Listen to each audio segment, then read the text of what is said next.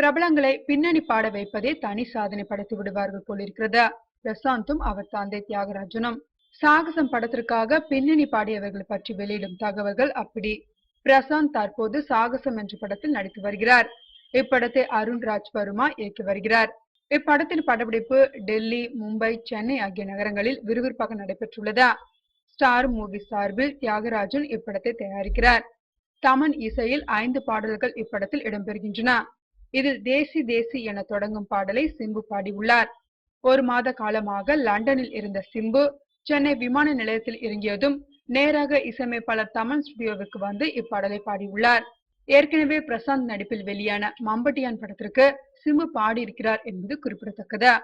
ஏற்கனவே இப்படத்தில் லட்சுமி மேனன், அனிருத், சங்கர் மகாதேவன், ஸ்ரேயா கோஷல், மோஹித் சௌகான், அனித் சிங், அர்ஜித் சிங், ஆண்ட்ரியா ஆகியோர் பாடியிருக்கிறார்கள்.